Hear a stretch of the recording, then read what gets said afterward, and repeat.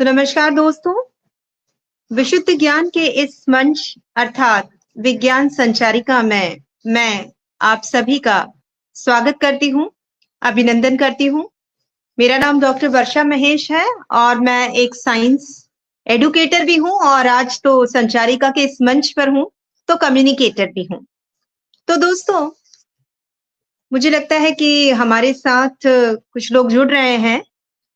मैं अपनी बात आपके सामने रख रही हूँ कि दोस्तों विज्ञान के इस मंच से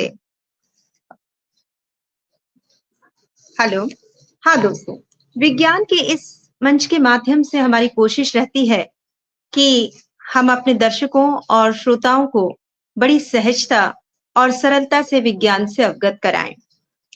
इसके पीछे बहुत से कारण हैं, यूं तो हम सभी विज्ञान पढ़ते हैं और रोज ही हमारा जीवन जो है वो विज्ञान से जुड़ा रहता है। पर कई बार ना तो हमें उन कारणों का पता चलता है कि हम जो काम कर रहे हैं, उसके पीछे कौन-सा कारण है, कौन-सा तर्क है, कौन-सा लॉजिक है उस काम के पीछे, या यूं कहिए कि दैनिक जीवन में विज्ञान को हम इस्तेमाल ज़रूर करते हैं, लेकिन उससे अवगत नहीं होते। हम हर काम में विज्ञान उपयोग में लाते हैं, लेकिन हमें पता नहीं चलता है कि उस काम के पीछे कौन-सा विज्ञान है। तो आज की हमारी विशेष प्रस्तुति, जिसका शीर्षक है अंगना में विज्ञान। अंगना में विज्ञान में हम आप सभी का पुनः-पुनः स्वागत करते हैं और आज विज्ञान के इस आंगन में हम आपको ऐसी बहुत सारी दैनिक गतिविधियों के पीछे जुड़े विज्ञान से अवगत कराएँगे। तो आप हमारे साथ बने रहिए। और चूँकि मैं एक कवित्री भी हूँ, तो मुझे लगता है कि जब हम विज्ञान को साहित्य से या भाषा से जोड़ देते हैं, तो विज्ञान जो है वो और भी सहज सरल हो जाता है।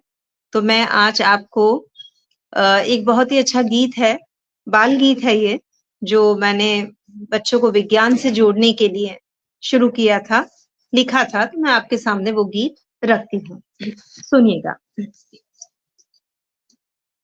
सत्य को खोजता तंत्र का ज्ञान है, मानवता के लिए एक वरदान है। ये विज्ञान है, ये विज्ञान है, ये विज्ञान है। सत्य को खोजता तंत्र का ज्ञान है, मानवता के लिए एक वरदान है। ये विज्ञान है, ये विज्ञान है, ये विज्ञान है। और कहते हैं ना कि विज्ञान जो है वो जीवन के लिए वरदान साबित हुआ है। विज्ञान ने हमेशा मानव जीवन को सुगमता की ओर, सरलता की ओर बढ़ाया है। तो देखिए कि किस तरीके से विज्ञान के आने से जीवन में बदलाव हुए। ये अगला बंद उसी को समर्पित है कि बल्ब की खोज हो या बने टेलीफोन, बल्ब की खोज हो या बने टेलीफोन, वीडियो कॉलिंग हुई, आया मोबाइल फोन, वीडियो कॉलिंग हुई, आया मोबाइल फोन। हर समस्या का कर्ता समाधान है, हर समस्या का कर्ता समाधान है। ये विज्ञान है, ये विज्ञान है, ये विज्ञान है। और विज्ञान जब कहते हैं ना कि हमारे जीवन में एक बार हम जब विज्ञान को अपनाने लगते हैं, वैसे हम सभी मैंने कहा ना कि पल-पल विज्ञान को अपनाते हैं। पुराने ज़माने की बात करें तो आज नए ज़माने की ओर हमने बाहरी दुनिया से लेके घर तक में कदम-कदम पर मशीनों का उपयोग करना शुरू कर दिया है और ये मशीनों ने हमारे जीवन को बहुत सरल बना दिया है, ईज़ी बना दिया, ईज़ी गोइंग हो गए हम। तो देखिए कि किस तरीके से हम ईज़ी गोइंग हुए हैं, मैं अपनी बात रखती हूँ और बंद देखिएगा कि रोटी मेकर से रोटी बनाने लगे, रोटी मेकर से रोटी बनाने लगे, माइक्रोवेव इंडक्शन चलाने लगे, रोटी मेकर से रोटी बनाने लगे, माइक्रोवेव इंडक्शन चलाने लगे। टेक्नोलॉजी का देता हमें ज्ञान है, टेक्नोलॉजी का देता हमें ज्ञान है। ये विज्ञान है, ये विज्ञान है, ये विज्ञान है। सत्य को खोजता तंत्र का ज्ञान है, मानवता के लिए एक वरदान है, ये विज्ञान है, ये विज्ञान है, ये विज्ञान है। और अंतिम बंद है इसका जो कि आज जो चिकित्सा सेवाओं में जो हमने उपलब्धियां हासिल की हैं विज्ञान की मदद से, आपने देखा होगा कि कुछ ही दिनों पहले हम कोविड जैसी महामारी से उभरे हैं। भारत ने विश्व कीर्तिमान रचा है, विश्व गुरु बना है भारत वैक्सीन बना के। तो हमने चिकित्सा के क्षेत्र में भी बहुत अच्छे-अच्छे काम किए हैं।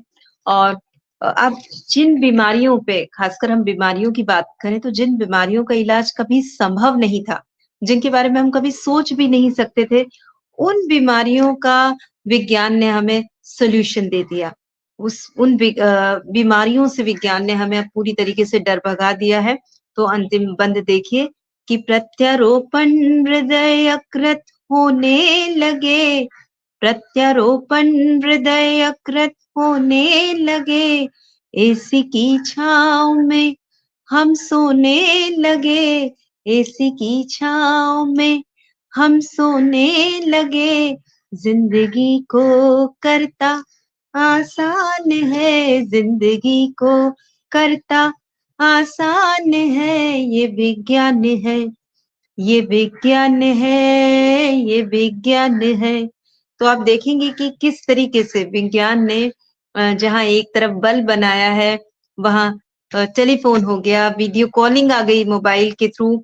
और आज हम इस गर्मी से बचने के लिए एसी की छाँव में सोने लगे हैं। और रही बात जीवन को स्वस्थ बनाने की, तो आज चाहे हृदय की बीमारी हो, चाहे यकृत लिवर की बीमारी हो, कोई भी बीमारी हो, विज्ञान के सामने वो असाध्य नहीं है। और इसी तरीके से विज्ञान जो है वो हमारे जीवन में चमत्कारिक परिवर्तन करता है। और सच कहो तो हम विज्ञान के बगैर हमारा जीवन अधूरा है। विज्ञान हमारे जीवन के कण-कण में है। हम विज्ञान के बगैर नहीं चल सकते। तो ये तो एक गीत हो गया कि आप जिससे समझ जाएँ कि विज्ञान के बारे में मैं क्या कहना चाह रही हूँ। लेकिन चूँकि आज का हमारा विषय जो है वो है अंगना में विज्ञान। तो अंगना में विज्ञान मतलब विज्ञान कैसे हमारे रोज़मर्रा के जीवन में जुड़ता है। तो रोज़मर्रा के जीवन में सबसे पहले हम क्या करते हैं? हमारी जो दैनिक गतिविधियाँ होती हैं उनमें होता है सोना, जागना, चलना, खाना, हँसना, रोना। ये हमारी जो दैनिक गतिविधियाँ हैं, या ये कहिए कि ये हमारी सामान्य मानवीय अभिव्यक्ति है। हँसते भी हैं, रोते भी हैं, सोते भी हैं, जागते भी हैं।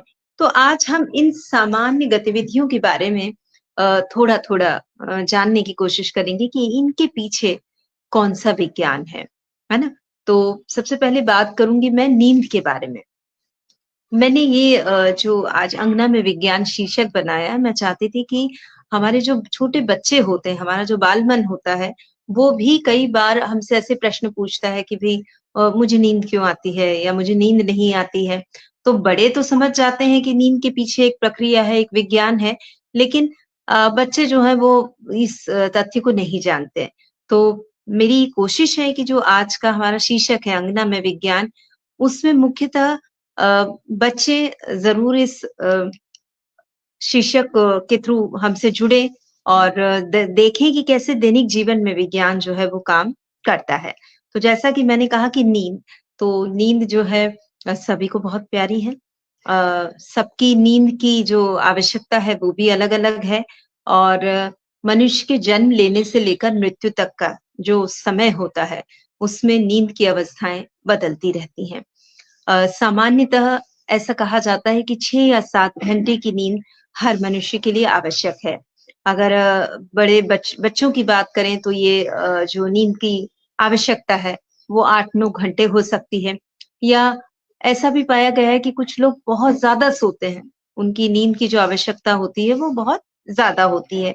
तो क्या कारण है? कोई कम सोता है, कोई ज़्यादा सोता है। तो नींद का अपना एक विज्ञान है दोस्तों।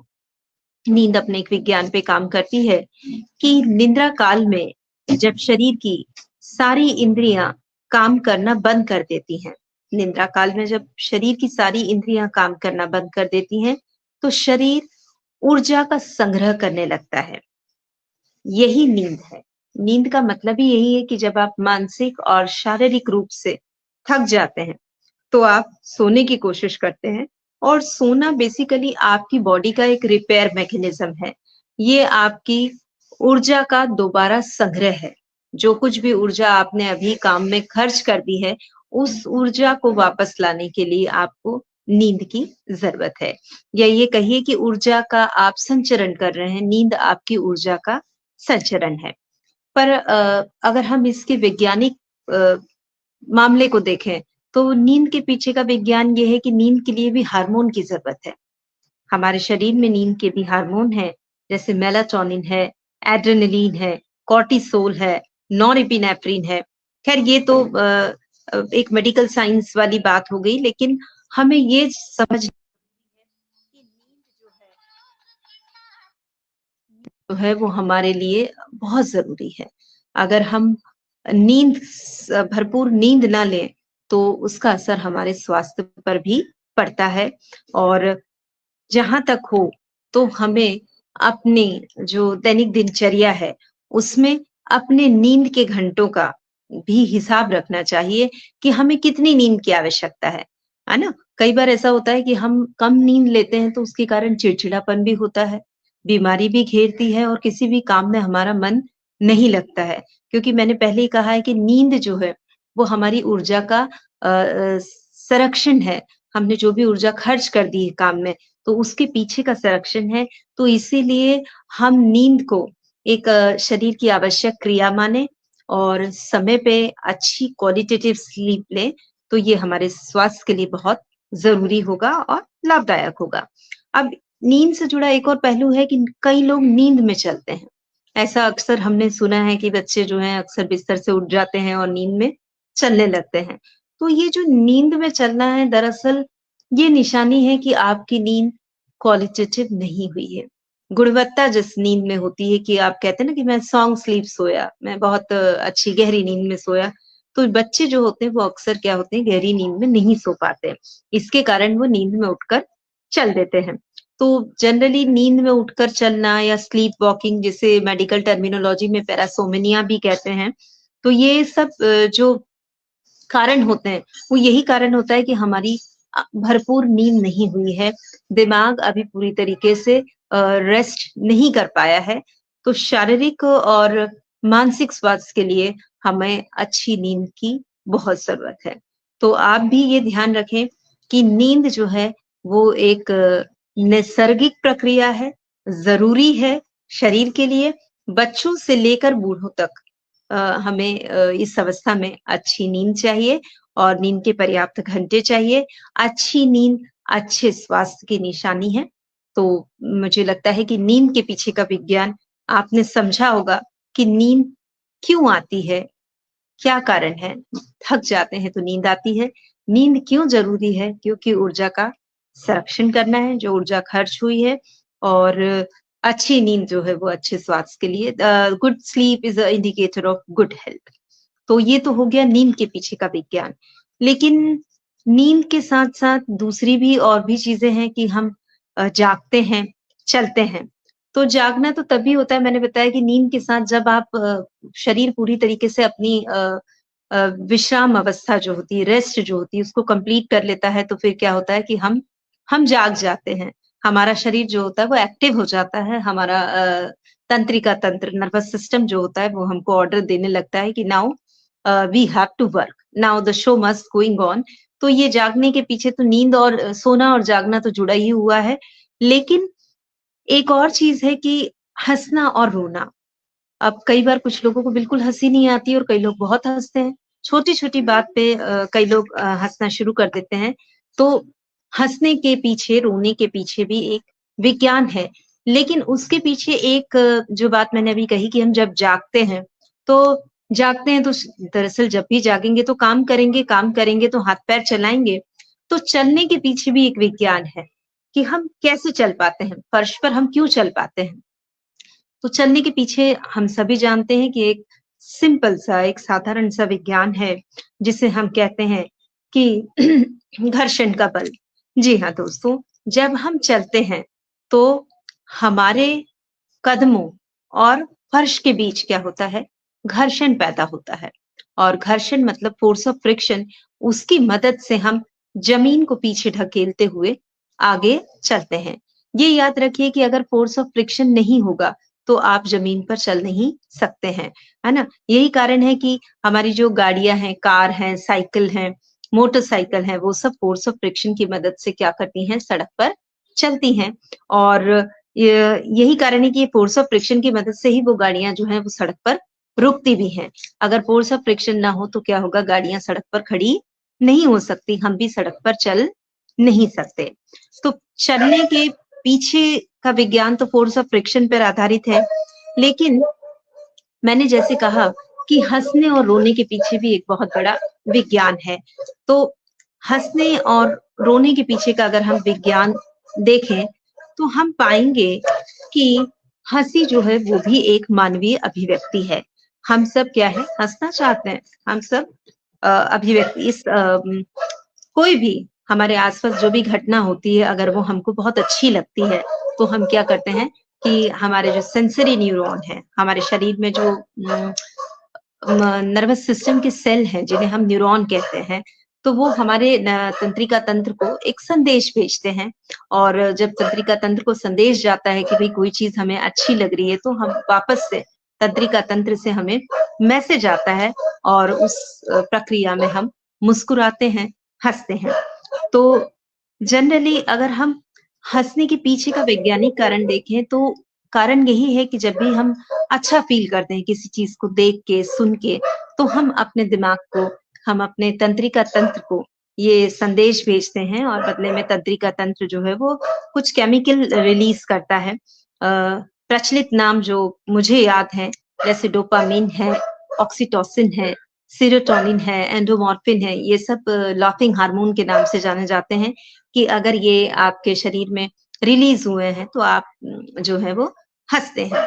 तो जनरली बस बात यही है कि हमारे 5 सेंसरी ऑर्गन हैं, आँख, नाक, कान, त्वचा और टंग, इनसे हम जो भी अच्छा महसूस करते हैं, फ़ील गुड करते हैं, वो हम सेंसरी न्यूरॉन के थ्रू तंत्रिका तंत्र को संदेश भेजते हैं और बदले में तंत्रिका तंत्र जो होता है, वो मोटर न्यूरॉन से इस तरीके के हार्मोन रिलीज़ करके हम तक मैसेज पहुँचाता है और हम मुस्कुरा देते हैं।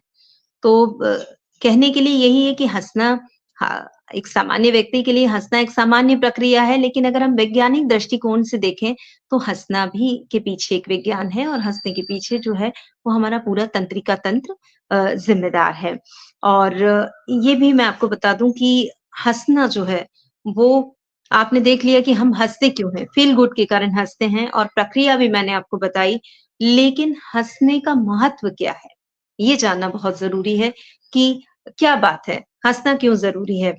तो ये याद रखिए कि जब भी आप हँसते हैं, शोध कहता है कि एक 10 मिनट की बातचीत में हम 7 बार हँसते हैं, मुस्कुराते हैं और हँसने से कहते हैं कि हमारे शरीर की करीबन 10,000 मांसपेशियाँ एक साथ वर्क करती हैं। शोध कहता है कि हँसना भी जो है वो एक अच्छा व्यायाम है और अगर हम हँसते हैं, सहज रहते हैं, मुस्कुराते हैं, तो हमारे शरीर को ज़्यादा से ज़्यादा ऑक्सीजन मिलती है और ये हमारी हेल्दी जिसको कहते हैं कि हमारी हेल्थ का एक अच्छा इंडेक्स है। It's a good index for our healthy body कि हम जल्दी से मुस्कुराते हैं, तनाव नहीं लेते हैं और इसके कारण हमारी रोग प्रतिरोधक क्षमता, जिसको हम कहते हैं कि इम्यून सिस्टम, वो भी काफ़ी मजबूत होता है। तो मैं तो ये कहूँगी कि आप जब भी मौका मिले, मुस्कुराइए और एक साथ ये वायरस हाँ, कहते हैं ना कि हँसी एक संक्रमण है। एक ने दूसरे को देख के मुस्कुराया, दूसरे ने चौथे को देख के मुस्कुराया और इस तरीके से एक साथ काफ़ी लोग मुस्कुराते हैं।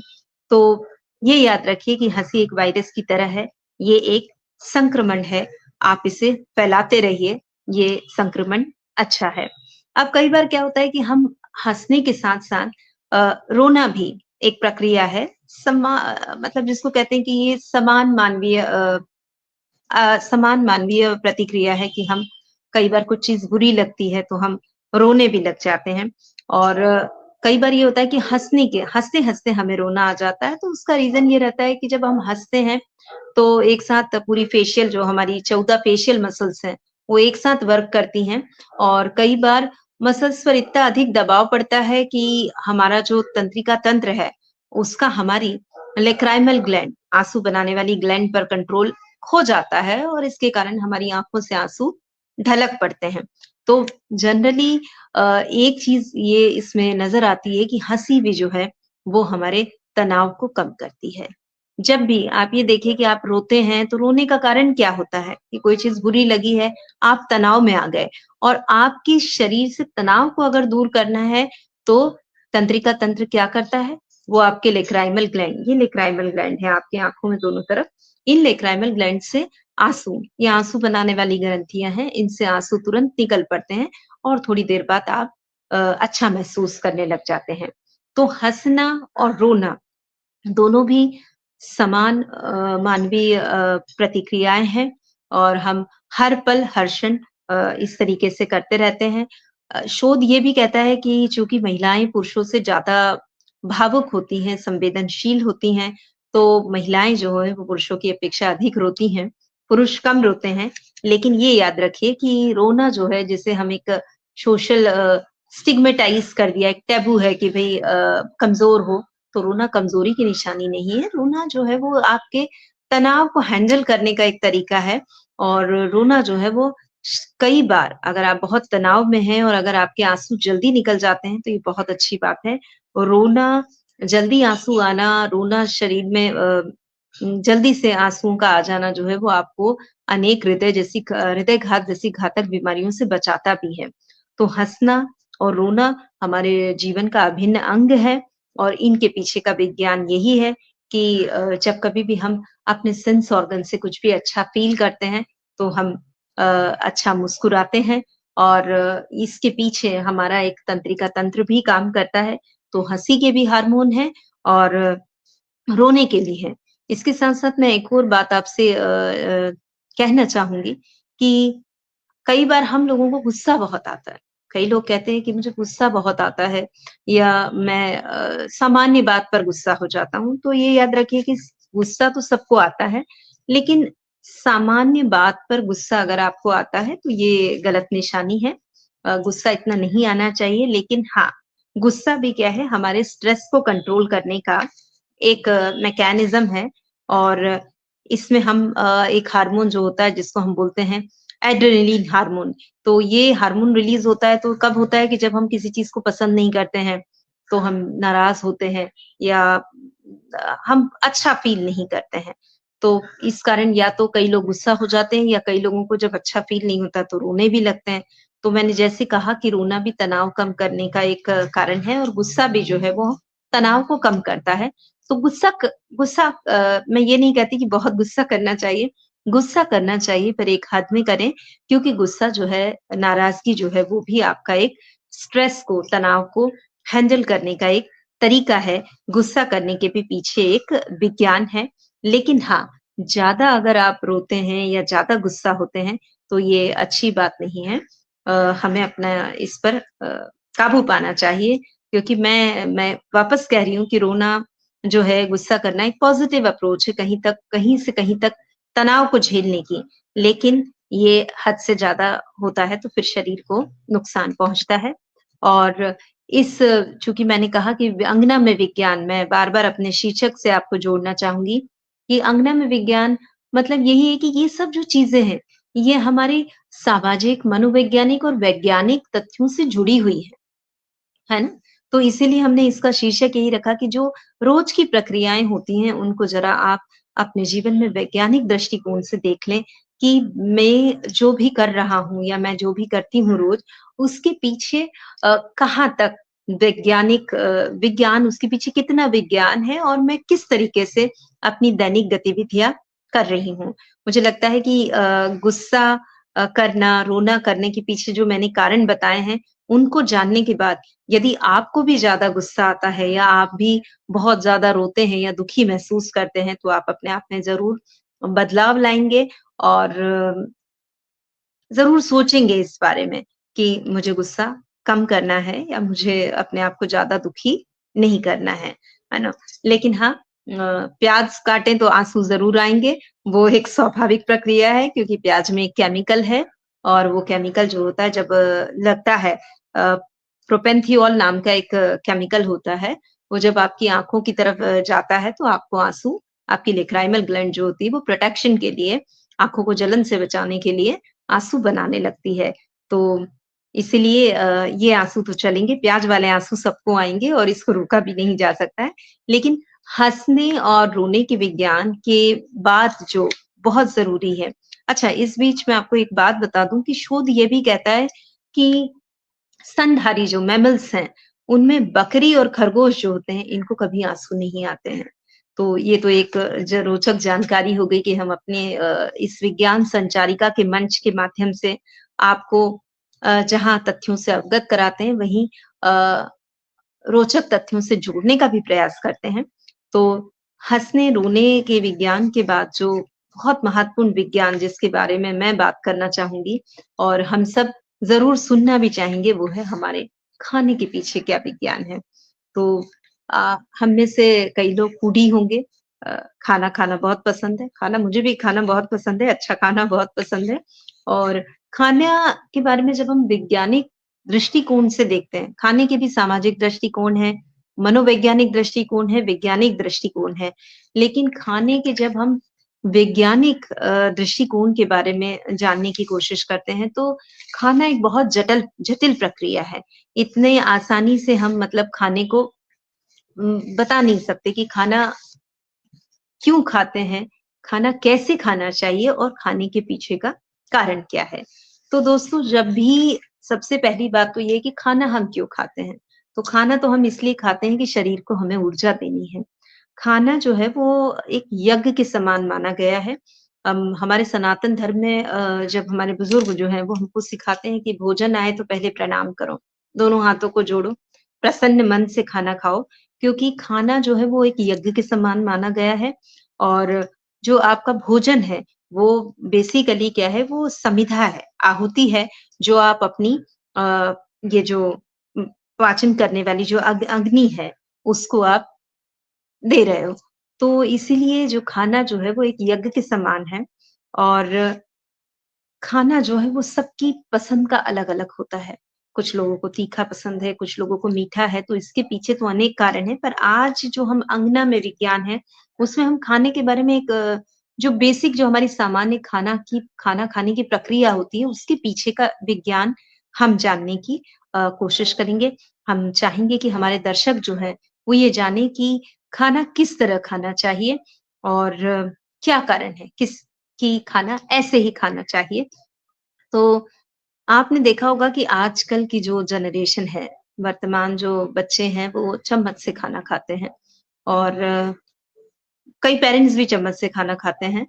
तो विज्ञान ये कहता है कि आप खाना हाथ से खाइए, हाथों से मतलब ये उँगली और अंगूठे की सहायता से। तो कई बार ऐसा होता है कि ये थोड़ा-सा आजकल हाथ से खाना थोड़ा देशज लगता है, थोड़ा ऐसा लगता है कि हम पिछड़ापन-सा लगता है, लेकिन ये पिछड़ापन नहीं है। हाथों से खाने का जो हमारे पूर्वज थे, वो हाथों से खाने का हमें निर्देश देते थे, वो इसीलिए है क्योंकि जो हमारी ये हाथ जो है, ये 5 तत्वों का प्रतिनिधित्व करता है। हमारा जो अंगूठा है, वो अग्नि, हमारी तर्जनी जो है वो वायु, हमारी जो मिडिल फिंगर है, मध्यिका, इसको मध्यिका, ये आकाश और जो हमारी चौथे नंबर की, तीसरे नंबर की जो उँगली है, अनामिका, है ना? इसको ये अनामिका जो है, वो पृथ्वी है और सबसे छोटी जो उँगली है, वो जल का प्रतिनिधित्व करती है। तो अगर हम अपने हाथ को देखें तो अग्नि, वायु, आकाश, पृथ्वी और जल। तो इन 5 प्रतिनिधियों की मदद से जब आप भोजन को जोड़ते हैं, मिलाते हैं, तो ये जो पाँचों तत्व जो होते हैं ना, ये आपके भोजन में सम्मिलित हो जाते हैं।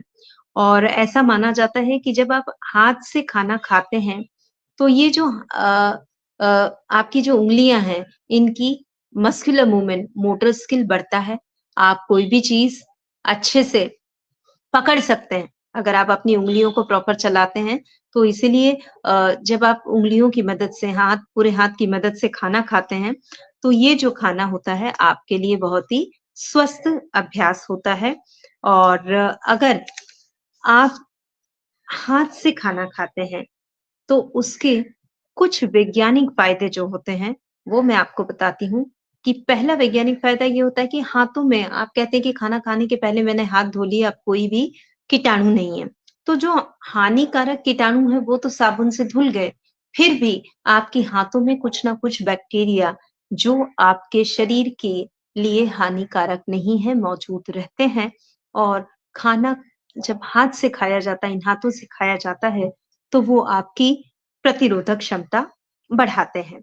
अच्छा, आप मैंने कहा कि आप हाथों से जब खाना खाते हैं, तो हाथों से खाना खाने में क्या होता है कि आपकी जो उँगलियाँ हैं, इनकी मोटर स्किल्स मतलब आपकी मूवमेंट की जो क्षमता है, उँगलियों का जो लचीलापन है वो बढ़ता है।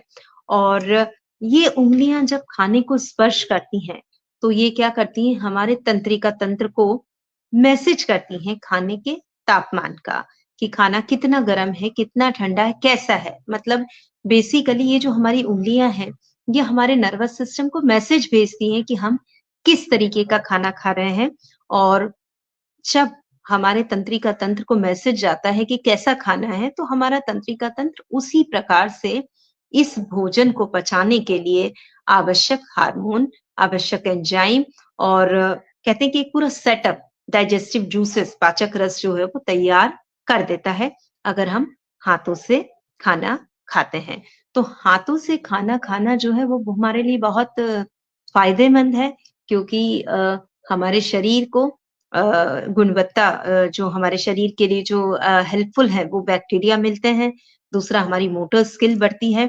और जब ये उँगलियाँ जो हैं हाथों से भोजन को टच करती हैं, तो हमारे सेंसरी न्यूरॉन जो है वो हमारे तंत्रिका तंत्र को मैसेज करते हैं कि किस तरीके का खाना है। तो इस खाने को डाइजेस्ट करने के लिए जो भी एक व्यवस्था है, वो अ, ब बायोलॉजिकल लैंग्वेज में कहते हैं कि हमारा जो स्टमक है, उसमें प्रोटीन का डाइजेशन होता है।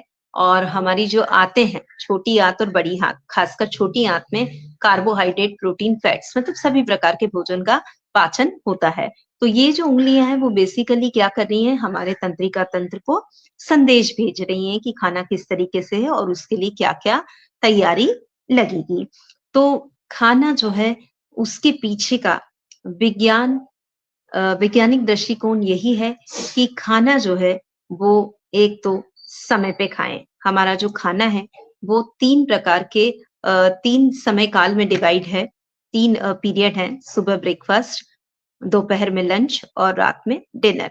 तो ब्रेकफ़ास्ट, लंच, डिनर ये हमारा खाना 3 शेड्यूल में डिवाइड है। और कई लोगों को कहते हैं ना कि कई लोग कहते हैं कि मुझे ज़्यादा भूख लगती है, तो वो लोग शाम को भी एक इवनिंग ब्रेकफ़ास्ट लेते हैं। लेकिन खाने की जो आवश्यकता है, वो हर एक व्यक्ति की अलग-अलग है। और ये जो हंगर का लेवल है, जिसको बोलते हैं ना मुझे भूख कम लगती है या मुझे भूख ज़्यादा लगती है, तो ये आप किस तरीके का काम करते हैं, इस पर भी निर्भर करता है कि अगर आप बहुत ज़्यादा फ़िज़िकल वर्क करते हैं, तो आपको भूख ज़्यादा लगती है। सेडेंटरी मतलब ऑफ़िस में बैठने का काम है या मानसिक काम करते हैं, तो भूख कम लगती है। तो ये तो जनरल चीज़ें हैं जो हम और आप सभी जानते हैं। पर जो मैंने आज आपको विज्ञान बताया है कि खाने के पीछे का विज्ञान क्या है, कि खाना क्यों खाना चाहिए, खाना कैसे खाना चाहिए और खाना जो है वो हमारे जीवन में कितना इम्पोर्टेंस रखता है। कई बार ऐसा होता है कि कुछ लोग कुछ भी खा लेते हैं, उसमें वो ध्यान नहीं देते हैं कि कैसा खाना खाना चाहिए। तो ये ध्यान रखिए कि हमारा जो खाना है वो कैसा होना चाहिए, बैलेंस डाइट होना चाहिए। बैलेंस डाइट में कुछ पोषक तत्व जैसे carbohydrate, protein, fats, vitamin, minerals और पानी, ये सभी चीज़ें होनी चाहिए। आजकल मैंने देखा है कि जो हमारी यंग जनरेशन है वो अ, ज़्यादातर हरी सब्जियों को नकारती है और घर का खाना पसंद नहीं करती है। घर के खाना उबाऊ लगता है, बोरिंग लगता है।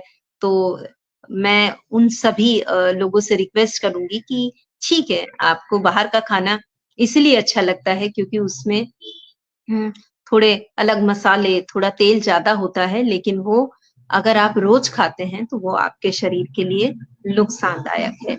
लॉन्ग टर्म में अगर आप वैज्ञानिक दृष्टिकोण से देखें, तो बहुत ज़्यादा तेल मसाला जो है, वो आपके इंटरनल ऑर्गन्स, आपके लिवर को, हार्ट को, इंटेस्टाइन को बहुत जल्दी डैमेज कर देता है। तो कोशिश ये करें कि आप हेल्दी खाएँ, फल और सब्ज़ी, दूध ये अपनी डाइट में रखें और चूँकि मैं मना नहीं करूँगी कि आप बिल्कुल बाहर का ना खाएँ, पर बाहर के खाने के लिए भी आप अपनी एक टाइम टेबल बना लें या एक पीरियोडिकल में खाएँ बाहर का खाना क्योंकि अगर आपका शरीर हेल्दी है, तो आपका हर काम अच्छा होगा बिकॉज़ अ गुड है कहते हैं ना कि स्वस्थ शरीर में ही स्वस्थ मन होता है। अगर आपका शरीर अच्छा आप फिज़िकली फिट हैं, तो आप कोई भी काम कर सकते हैं, लाइफ़ में बहुत ज़्यादा एन्जॉय कर सकते हैं।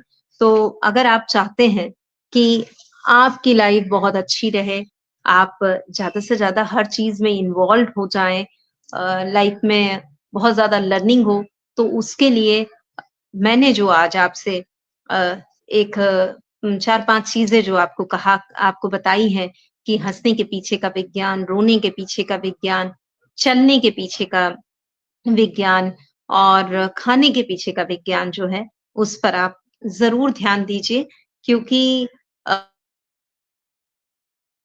अ, अगर आपका शरीर स्वस्थ है, तो आप वो सब कर पाएँगे जिसकी आपने कल्पना की है।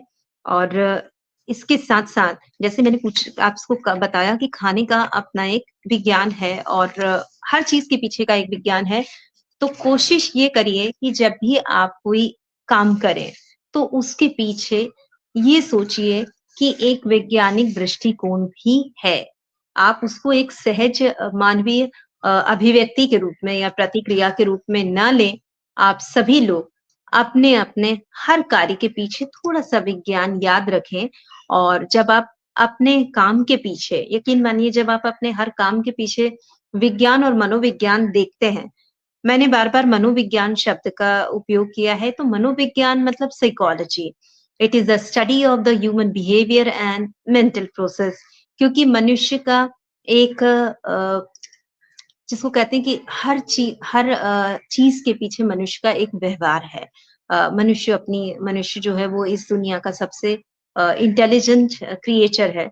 भगवान की सबसे सुंदर कृति है और हर चीज़ में मनुष्य का जो है वो अपना एक नज़रिया है। तो अपने इस मनोवैज्ञानिक नज़रिए के साथ-साथ आपको वैज्ञानिक नज़रिए का भी ध्यान रखना पड़ेगा। अगर जब आप अपने हर कार्य में आपने जब अपने हर छोटे-छोटे कार्य में जब आप विज्ञान को जोड़ेंगे, तो मुझे लगता है कि आपकी ज़िंदगी पहले से बेहतर होगी और आप अच्छा फ़ील करेंगे। फ़ील गुड करेंगे तो मुझे लगता है कि सबसे ज़्यादा तो फ़ील गुड करने के लिए मुस्कुराना ज़रूरी है और आपने देखा होगा कि जब मैं शो कर रही हूँ, तो मैं बहुत बार मुस्कुरा रही हूँ। मुझे मुस्कुराना अच्छा लगता है क्योंकि जहाँ मैंने कहा ना कि मुस्कुराना तनाव को कम करता है, वहीं मुस्कुराना जो है वो एक बहुत अच्छा हेल्दी टॉनिक है, एक संक्रमण है। मैं मुस्कुराती हूँ तो दुनिया मुस्कुराएगी। इस सोच के साथ हमेशा मुस्कुराते रहिए और आज के इस सेशन में हमने आपसे जो भी बातें की हैं, ये एक बहुत लाइट सेशन था कि जीवन में हर चीज़ के पीछे विज्ञान होता है। तो हम चाहेंगे कि आपको विज्ञान संचारिका अर्थात ये एक वो मंच है जहाँ हम आपको विज्ञान से जोड़ते हैं, विज्ञान से अवगत कराते हैं और विज्ञान को हम साहित्य से भी जोड़ते हैं। विज्ञान संचारिका में मैंने देखा है कि हमने कई बार विज्ञान को काव्यात्मक रूप में भी प्रस्तुत किया है।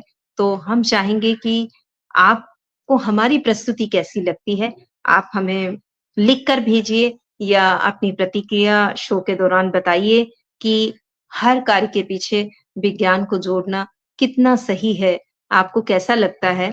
आपकी बहुमूल्य प्रतिक्रियाओं का हमें हमेशा इंतज़ार रहा है और रहेगा। आप हमसे ज़रूर जुड़िए और अगर आपको लगता है कि इसके अलावा भी किसी और ढंग से विज्ञान को सहज सरल रूप में दर्शकों से, दुनिया से जोड़ा जा सकता है, तो आपके सुझाव आमंत्रित हैं विज्ञान संचारिका के इस मंच पर। और मैंने आपको कहा था कि मैं एक कवित्री भी हूँ, तो मुझे लगता है कि कई बार मैंने देखा है कि बच्चे जो हैं वो खेल-खेल में विज्ञान बहुत अच्छे से सीखते हैं और कविता के माध्यम से भी विज्ञान सीखते हैं। जैसे कि मैंने उन्हें विज्ञान गीत के माध्यम से सिखाया था कि किस तरीके से वो अपनी चीज़ें जान सकते हैं कि विज्ञान क्या-क्या करता है। विज्ञान बल्ब बनाता है, विज्ञान टेलीफ़ोन बनाता है, विज्ञान ने माइक्रोवेव का आविष्कार कर दिया, विज्ञान ने रोटी मेकर बना दिया, विज्ञान ने एसी बना दिया, विज्ञान आज वैक्सीन बना रहा है। तो मैंने सोचा कि क्यों ना विज्ञान पर थोड़े से दोहे भी लिखे जाएँ कि कहते हैं ना कि हमारे दोहे जो होते हैं, वो गागर में सागर भरते हैं। हम बचपन से कबीर, रहीम सभी के दोहे पढ़ते आए हैं और जो बहुत बड़ी सीख होती है, वो 4 शब्दों में हमें मिल जाती है। तो इसलिए हमारे हिंदू धर्म में और खासकर भारतीय दर्शन में दोहों का बहुत महत्व है, साहित्य में दोहों का बहुत महत्व है। तो मैं आपके समक्ष भी विज्ञान के 2 दोहे रखती हूँ। आप सुनिएगा और बताइएगा कि किस तरह क्योंकि विज्ञान के इन दोहों को लिखकर मैंने ये सोचा है कि अपनी बात में सा गागर में सागर भरने की कोशिश की है बच्चों के लिए, तो सुनिएगा। आविष्कार होते रहे, आविष्कार होते रहे, रचे नए प्रतिमान। आविष्कार होते रहे, रचे नए प्रतिमान। तर्क जुड़ा हर कार्य से, कहता रहा विज्ञान। आविष्कार होते रहे, रचे नए प्रतिमान। तर्क जुड़ा हर कार्य से, कहता रहा विज्ञान। और एक और दोहा है जो मैं बच्चों को बताना चाहती हूँ कि किस तरीके से विज्ञान जो है वो उसके पीछे का मर्म क्या है।